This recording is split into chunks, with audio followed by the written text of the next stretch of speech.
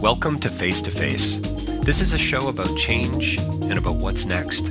It's a show that wants to ask questions, peel back the layers of our average everyday experience, and go beyond scratching the surface. We interview amazing people with incredible ideas and stories who have done wild, weird, and wonderful things. Remember that imagination shared creates collaboration, and collaboration creates community, and community inspires social change. I'm David Peck, and this is Face to Face.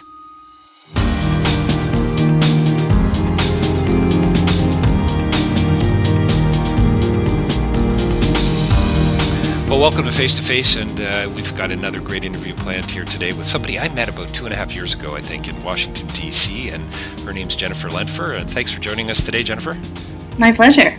She's a blogger, something I don't know a great deal about, and we're going to find out more about that today. She has a blog called How Matters, how-matters.org. You definitely need to check it out. And she's a pretty interesting woman. We hit it off at Interaction in Washington 2010, maybe, Jennifer, something like that. Yeah. 2010-11. She is the editor of Oxfam America's Politics of Poverty blog. She's teaching at Georgetown this year. She sounds like she's got some pretty interesting things going on, and I'm hoping she's going to tell us a little bit about that. But she's here today to talk about a great deal of things, I think. But we're going to focus a little bit on why, I suppose. There's the philosophical edge. Why, how matters. And so maybe that's a good way to start. But actually, you know what? I think what we should really lead in with, Jennifer, is you need to tell everyone today what the name of your talk is going to be at this year's conference at Interaction. This year's conference at Interaction. Interaction is the consortium of international NGOs based here in the U.S.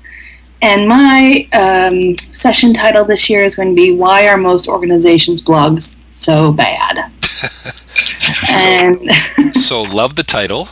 Yep. So why don't you right out of the gate? Why don't you tell us a little bit about that? Why are they so bad? Well, I'm doing a lot of thinking these days. I'm teaching international development communications at Georgetown this semester, as you mentioned, and so much of the narrative that's been pushed out into the world over the last 60 years of development is a very simple one, and that unfortunately doesn't serve us anymore. So here was the storyline in the past.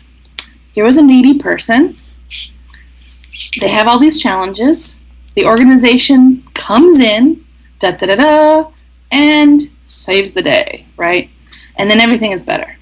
Well, people are keen and are sort of tired of this narrative. It doesn't really generate much interest. Obviously, when you have journalists also covering the problems with international aid and development, we're looking for something that's sort of much more genuine and authentic. And most organizations' blogs tend to be self-promotional and have, always this back of the mind, risk-averse sort of way of communicating.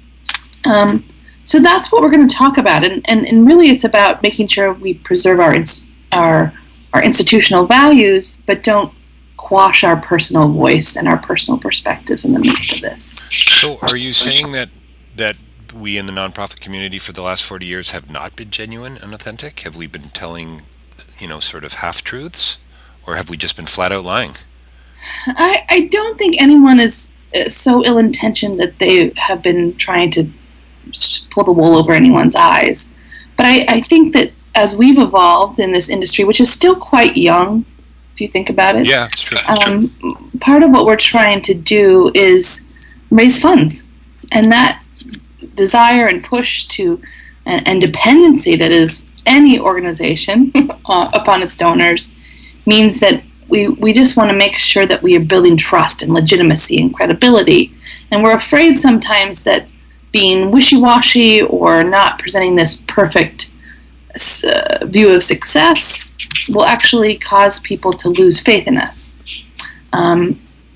I think that is a really antiquated way of looking at it. I remember when I was first introduced to sort of RBM and the whole log frame process of developing this chart and this impact statement and a series of activities and all these outcomes, and oh boy, isn't it wonderful, and aren't they causally connected, and so on. And as I started to get deeper into the field and saw how these were used more and more often, one of the things our prof said was, this is not a box filling in exercise, and yet That's exactly what it was. And that's exactly what it became. So it wasn't about a dynamic document. It wasn't about a process. It wasn't about a relationship. It wasn't ongoing. It wasn't changing. It really was static. I mean, I'm sounding really deeply cynical here, but I think there's a lot of truth to it. And the shame of it all is, because I think I'm picking up here on what you said about this truth and authenticity, everyone was afraid to actually tell the donor, like a USAID or a CETA at the time, what really happened. Mm-hmm. And there were these opportunities to learn these huge lessons, but oh, holy smokes, I better not tell them what actually happened, because if I do that, we won't get money next time around. Right. And, what's fascinating for me is that public monies have a different pressure, right? So CETA and USAID ultimately have to be accountable to Congress or Parliament, right? And it's really the Americans or the Canadians that paid the tax dollars, who are themselves not very well informed sometimes about the complicated aspect of this work as you described it. We are dealing with incredibly complex issues and really old issues that are really entrenched in structural injustice, and we're talking about social change. And if you actually look at all of I know it's crazy, but sometimes it's good to look at history. History tells us that movements of people coming together to demand change is usually what makes change happen on a societal level. And unfortunately, the aid industry, the nonprofit industry, has really been dependent, I think, on this notion of, if we technicalize this work and we do it well and we figure out what works and what doesn't work, and we bring our whole minds to the table, that we can solve these issues. And I don't want anyone to leave their minds, but I also want people to bring their hearts, and I want people to bring sort of their intuition and their skills that are very much about social intelligence, that are very much about listening, that are this set of what people often refer to as soft skills, which I think anybody can learn how to write a logical framework. It's a great tool, right? I used to train people all day long about these things. It's great to have a theory of change. It's great to know that we're attempting to do this so that this will happen, and then this will happen. That's important. We all need to understand what the direction is. But what happens when, let's say we're setting up a new initiative to introduce new, more drought-resistant seeds in this area. Well, now with climate change, this area isn't having drought issues the same way. Now they have this other problem, right? And so this is the dynamic nature of the world in which we live. So to think that we can control outcomes, and that, it's a little bit, I don't know the word for it, but it's a little, there's lots of quotes about, if you think you can control your world, you will soon be Sure. knocked off the horse. And so I think that's what we sort of need to start bringing to the table, is our whole selves, and really be well informed of all aspects of what it is to be human life. Tell me a little bit about, and I think there's a couple questions here, the distinction between, say, qualitative outcomes and qualitative indicators and quantitative indicators. There seems to be this focus right now, especially from certain donors, on quantitative analysis. So, we drilled so many wells, and we affected this many children, and we got to this many village leaders, and we, increased our advocacy by 60% in this particular community. And these are all wonderful things, and they're all very important. But is every outcome, are all outcomes quantifiable? Are they? And so I think there's a couple of questions there. They're not. Everyone cares about results, and I don't care what your orientation is. Maybe you are a total policy wonk who has to make recommendations 5-10 layers from where actually people are doing any real work, which is my scourge in Washington, D.C., my burden to bear. But the point of the matter is, if you come from that very quantitative side of things, if you come from what is considered the squishy, subjective side of things, we all care about results. And that is actually the one thing that can bind us together. but there are very differing ideas about what will bring the change. And there's a really interesting debate happening due to Bill Easterly's new book, The Tyranny of Experts, in which he is trying, as an economist, to say, just to sort of revive the things that Amartya Sen said about a decade ago, which is this human rights thing, it's actually pretty key. Because if you don't have institutions responding to people's inherent rights, we're not going to be making any economic progress either. And there's been a lot of pushback because there are still, I think, old notions of what progress means. And is it only measured in economic well-being? A lot of people would say no. You can have a quality of life that is improved, which may or may not have money. And we know that in developed countries, we've got all kinds of money. When there's inequality, it takes away from all of us, and it actually undermines our development. And that's what's happening in our rich countries as well now. So it's not a simple road. That's the point. And I think that's what I keep coming back to in terms of how we communicate this work. Yes, focus on results. We all want to know how far things went. We all care about the so what of this. But oftentimes the numbers we're having to generate, which is just at a reached level, not an impacted level, which is much harder to get at. And even if we had all the resources in the world and all the time, measuring impact is difficult. It just really is, because we're talking about problems that have a long time frame in terms of change. Well, I've often thought that trying to measure impact on a 1 or a 3 or a 5 year project is kind of absurd. And if you haven't actually been on the ground, you wouldn't sort of know that. And that kind of sounds condescending in a way, I suppose, but it's really true. So you want to talk about life change. You want to talk about those, that social or that emotional intelligence or the ability to actually make a difference in the long run. I mean, these are years. This is going to take, how long does it take to raise children? How long does it take to learn a language? How long does it learn how to, do mathematics well or play the piano? I mean, we're talking about some of these things. And I think it's kind of ludicrous. And I was talking to somebody recently, and I'm just going to toss this out there, but I wonder if there's, this whole results-based management. I mean, I wonder if we need to start talking about efficacy analysis. As weird as that might sound, it might just be a fancy way of saying, well, aren't we just talking about impact analysis? But I think really, for me anyway, it's not about an NGO and how much money they spend or how expensive they are administratively. It's how effective they're actually being. Right? I think. And yet, it seems donors today, the first question out of their mouth is, well, what's their administrative fee? Is it 80-20? Is it 90-10? Is it 95-5? And valid question, but I think it's maybe the wrong starting question. It is. And there's been a lot of really smart people who've written really great analyses of why administrative costs as a mark or a measure of organizational strength is often really the wrong thing to be looking at. So let's say you are an organization that distributes mosquito bed nets, which you know something about, David. I do. It is easy to measure how many nets are distributed. It is difficult to measure that how long does it take once a child is sort of showing the signs of malaria for them to get to the hospital. And it's harder to measure whether once they get to the hospital, are there the right drugs? And is the nurse actually is showing up and seen? These are seemingly simple things, but it just shows how one issue is always connected to these greater systems. I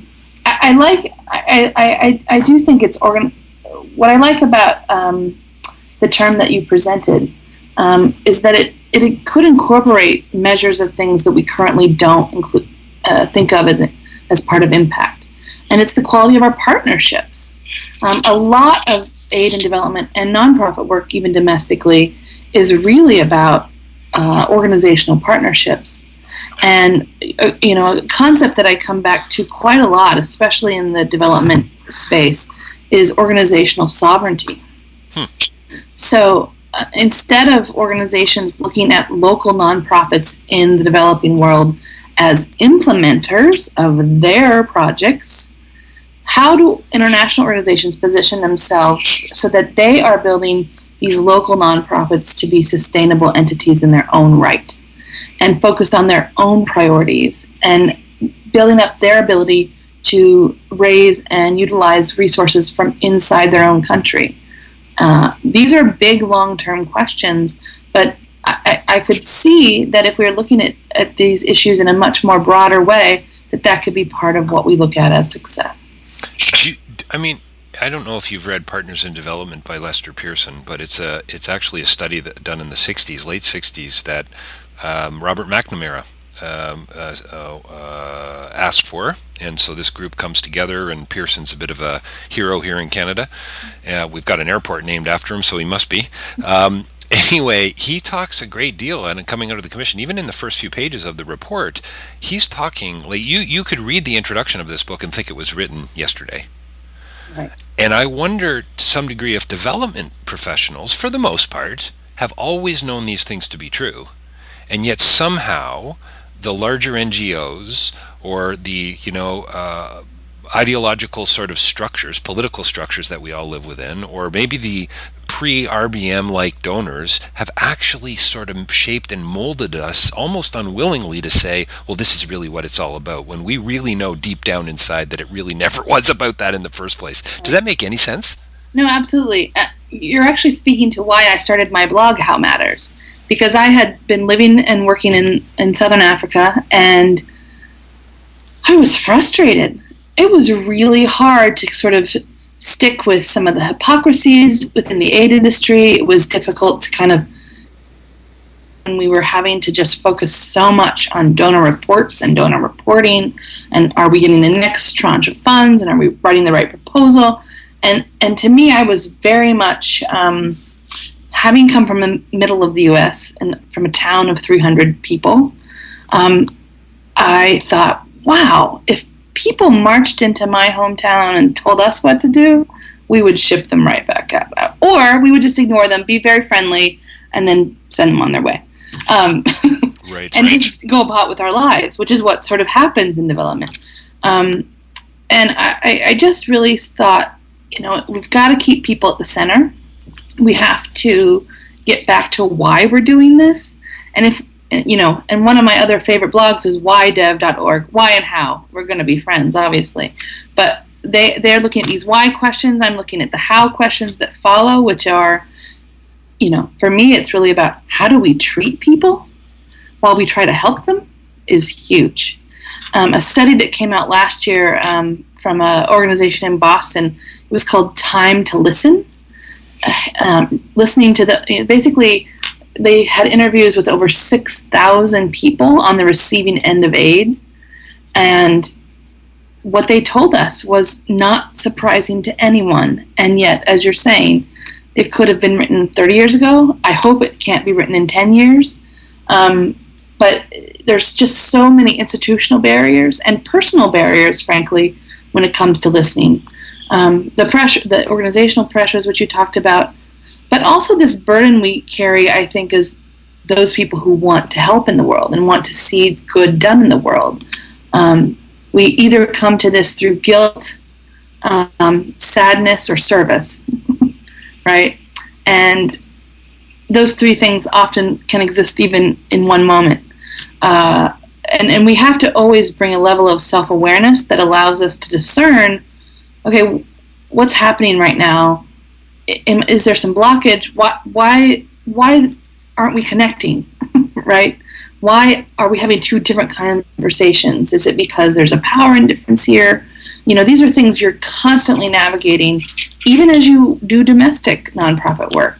And I don't think there's a lot of thought given to that, unfortunately. That's not something we value in the same way that we value results and evidence.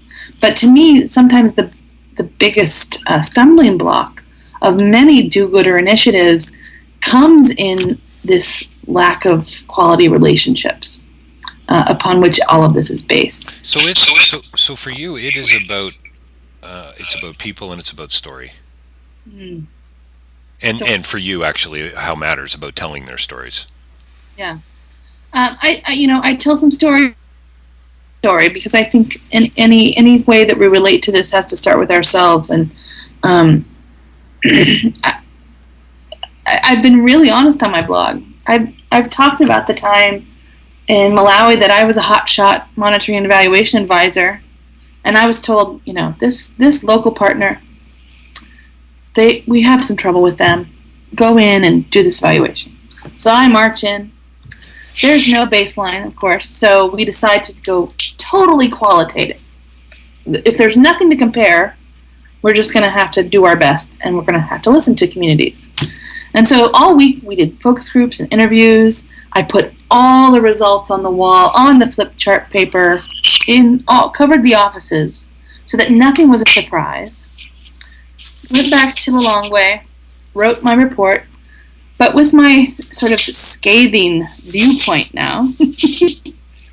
None of it necessarily, but none of it also telling a full picture. And I got called out. I was called out not for being inaccurate or wrong findings, but the way in which I conveyed these issues wasn't a way that built partnership. It actually shut down dialogue. At the same point, now that I'm older, I think sometimes you need those crisis moments to move forward as well. And so that's part of being experienced and getting years under your belt and understanding what's the right moment to push and what's the right moment not to. But I think ultimately what I learned from that experience is that what you look for is what you see. So if you're looking for organizations to be inept, they will be. If you're looking for organizations that are powerful, you'll see power. I'd rather encourage in the world than criticize. My natural inclination as a human being is to criticize for various reasons. And that doesn't always serve us. And honestly, the world has plenty of naysayers. It actually takes more energy and vision, and it takes more of ourselves to look for where there's possibility and where there's a chance for things to change. Otherwise, we're just perpetuating what's wrong. And you don't sound negative at all. You sound like this crazy platonic idealist to me. I'd rather be called that any day of the week. So let me go back a couple comments ago. You talked. It sounded to me like you were talking about poverty in a way that I don't hear a lot of people talking about it. And so one of the things I've challenged some of my students on, and some of my colleagues and so on, is we need to come up with another word for poverty. And that's not just because I'm a philosopher and I like to play with words, but it's because I really don't think it's holistic. I don't think it's all-encompassing. I think we immediately, and I think you alluded to this, we immediately, we fall back on this notion that it's purely economic. It's all about money. It's all about having the cash to invest in A, B, C, or D. When in fact, poverty is way more nuanced than that and way more complicated. And I've told this story dozens of times of how one of my former professors was in Papua New Guinea and was there working on some sort of a project. And essentially, the short story is that he was challenged by a local village leader. Finger in the face. How dare you say I'm poor? And, I've got a wonderful family life. I have a rich spiritual life. I live in I swim in the ocean every day and eat fresh fish. You know what I mean? Like the story goes on, and you live over there and I live here. I'm not poor. What are you talking about? So how do we get there? Yeah. Well, I think you speak to something that comes back to our original conversation that started this, which was our lexicon for talking about global development. It's just so limited. It doesn't really contain all of the notions that we have to think about. And because I have to edit jargon-laden stuff all day long and try to break it down and have it be explained in a way, we really do rely on these very technical words like capacity building and even rights-based management or a log frame.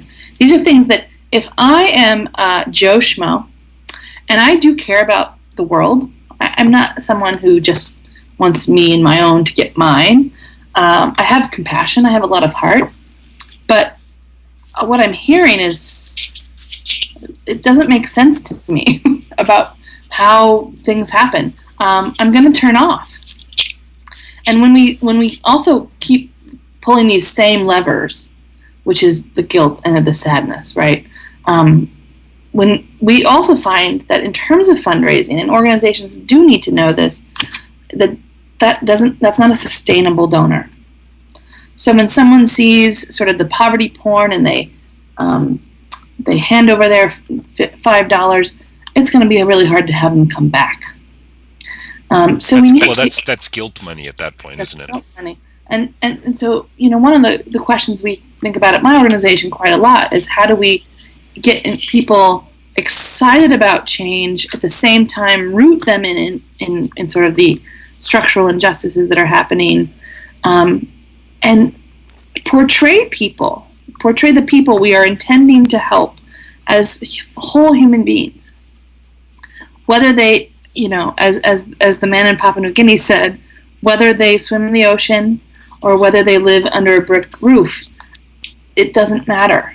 We all have different things that are our gifts. We have different resources available to us. And, we've known for decades now in international development that we have to start with assets first. But that's not happening still. And I think hopefully that's what this report, Time to Listen, really shined a light on, which was how important that is and how much people really want that. Tell me what you mean by, starting with assets, because I think for a lot of listeners, they, what does that mean exactly? Yeah. For me, that no one starts with nothing. And while they might not have money in the wallet, they have ideas, they have energy, they have time, they have connections, they have knowledge that an organization coming into the mix does not. So what happens is money rules the power relationship.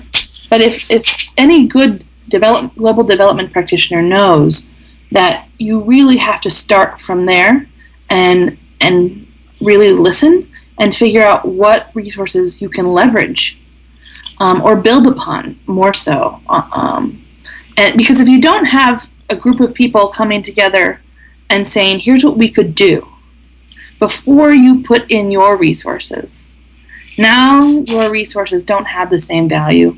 There's not as people are not invested in the same way. We talk a lot about community and country ownership in my job, but ultimately that means who's deciding how resources get spent and used? That's the question we need to continue to ask ourselves. That autonomy is where we should be aiming, but fundraising gets in our way a lot of the time. Seems to be that fundraising gets in the way all the time. I mean, that's a crazy sweeping generalization, but it's God, there's so much truth to it. I had a meeting today with somebody from a large organization in Toronto, and we were talking about this whole notion of partnership. And wouldn't it be wonderful, if some of the bigger nonprofits, the UNICEFs and the World Visions and the Plans of the world, could come alongside the smaller mom and pop kind of shops that are really struggling right now for not only actually good people, but also donor dollars.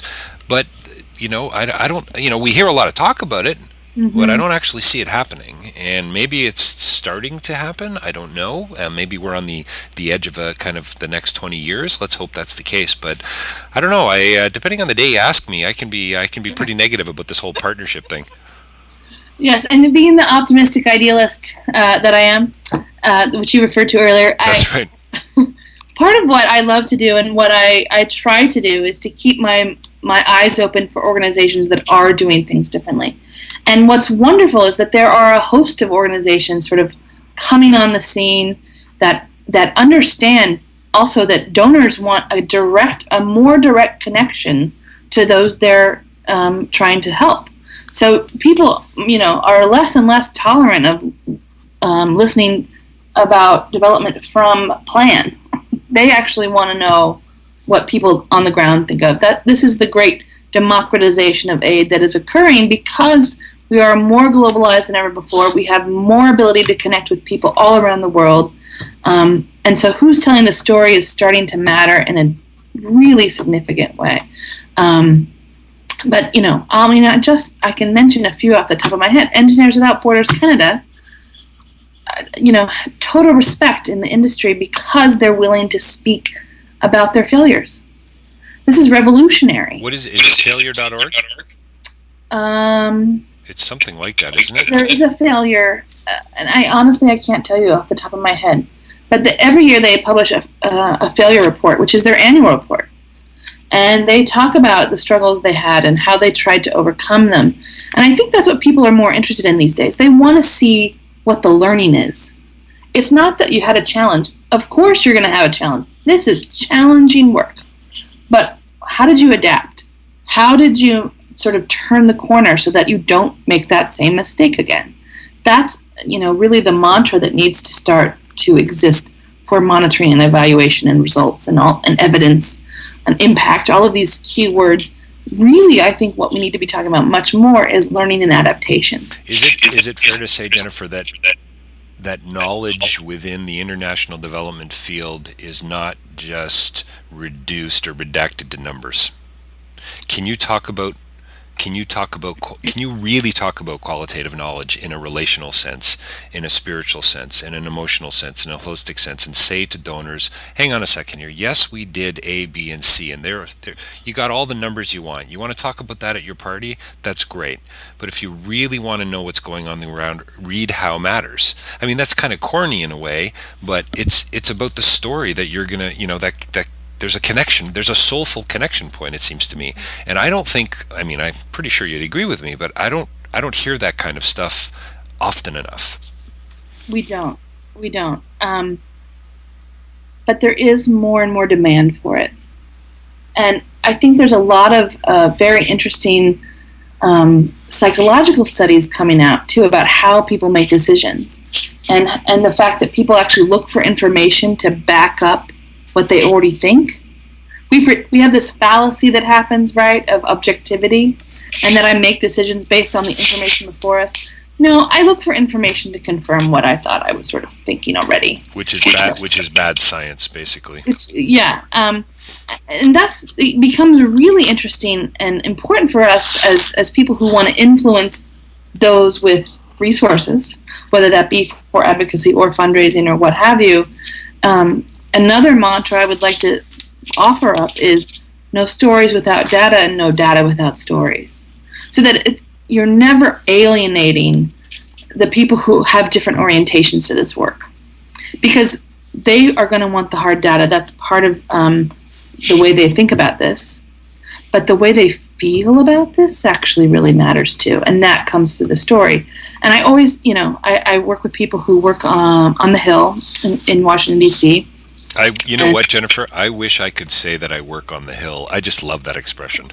It's very interesting.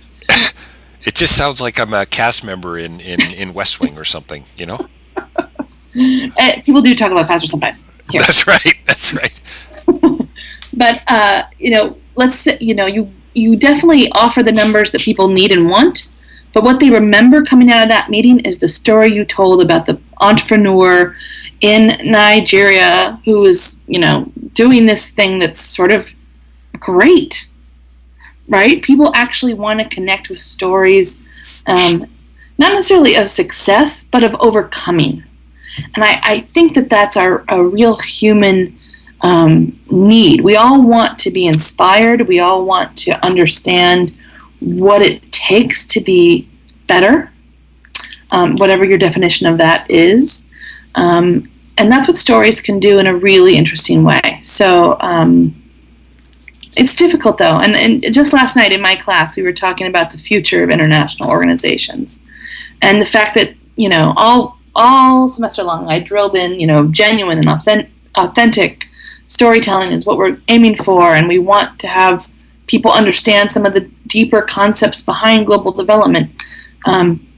But somebody asked a really, really practical question, which was, okay, so if I'm on a beat or I'm trying to write something for my organization, and I know that the story that they want to tell is not necessarily the story that probably needs to be told, but I'm on this deadline, what do I do?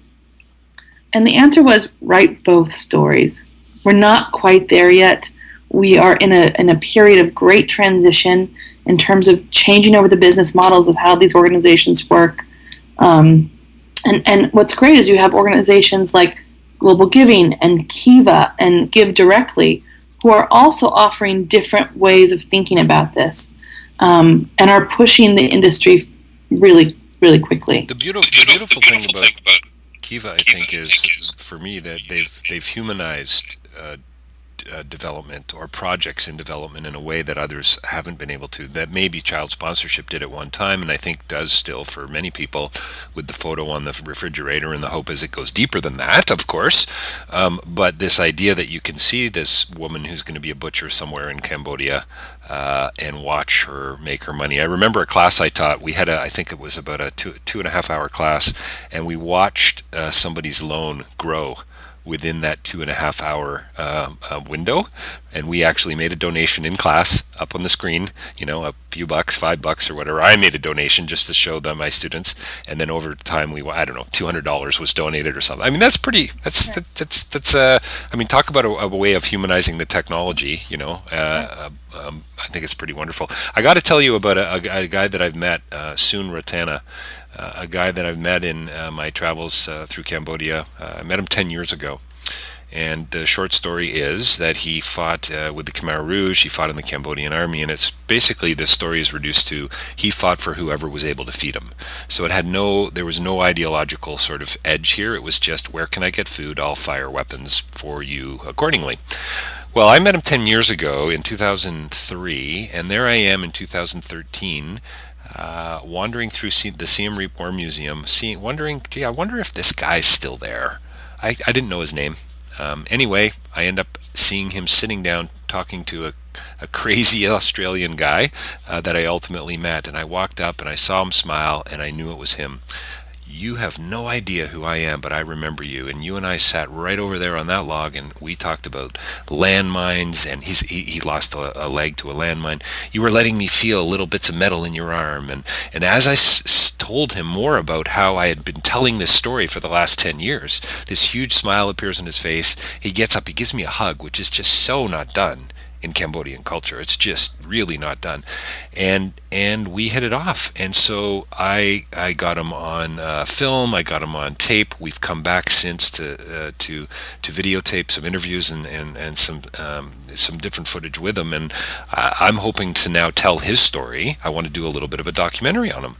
But what I find fascinating about it, Jennifer, is here's a guy that for the past 10 years has done nothing else but tell his story. And to anyone who will listen,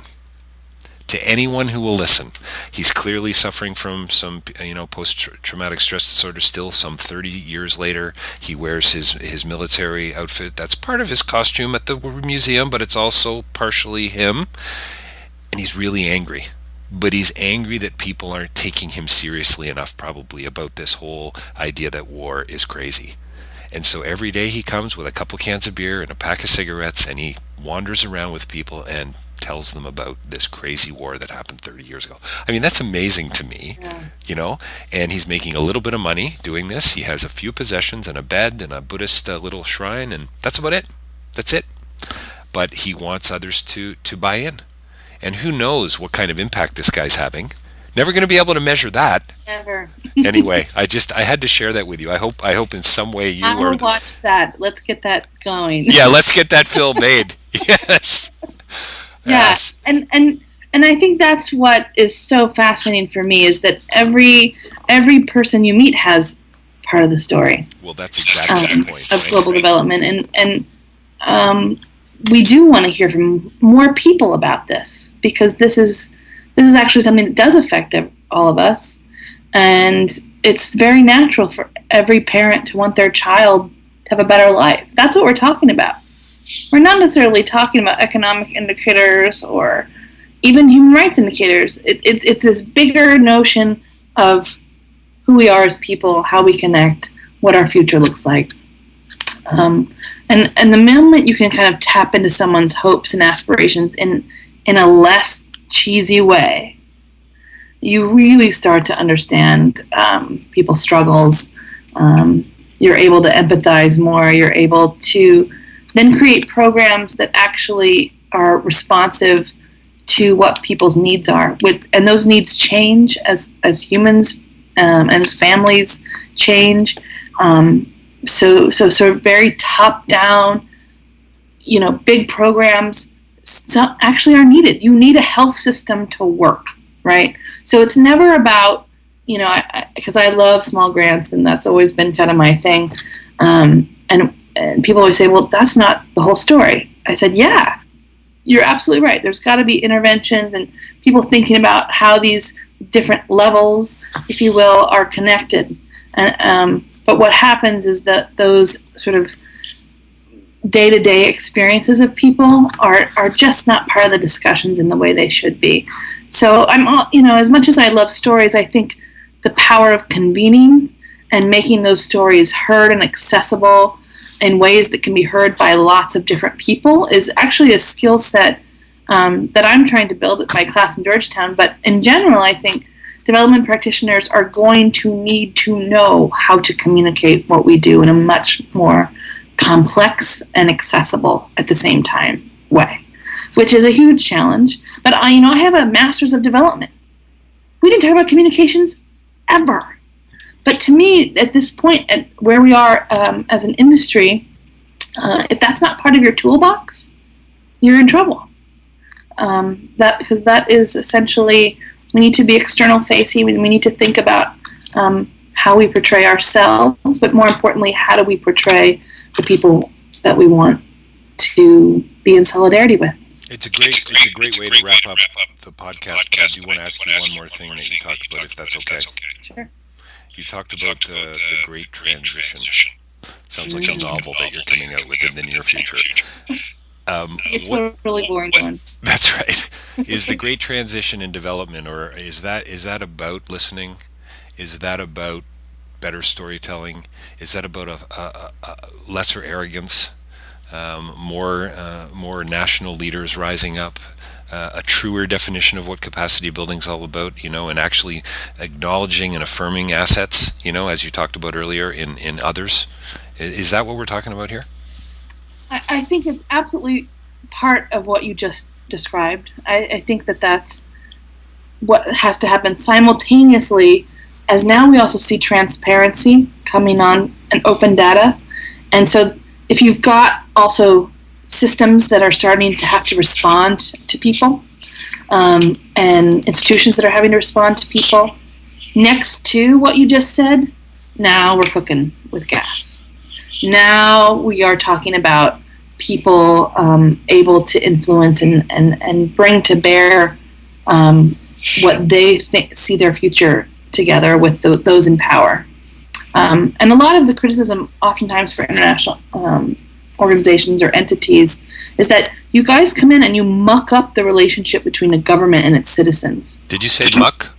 Muck. Oh, okay. Just wondering. Yeah, you insert yourselves and you really disrupt what is ultimately about that sort of fundamental relationship. I think as we go forward, we're going to be much more in tune with how to support that relationship rather than interfere. And that will come with more transparency, more accessibility, and also what you said, just shutting up a lot more and listening. Jennifer Lentfer has been our guest today. She's been called one of 100 women to follow on Twitter by Foreign Policy magazine, and she often spends time on the Hill. I just had to say that. Thanks so much for hanging out with us today. I my line has become, there's so much more than going on than meets the eye. We barely scratched the surface on this one, but wow, thanks a lot for joining us today, Jennifer. Thanks for having me. It was a great conversation. Such a pleasure.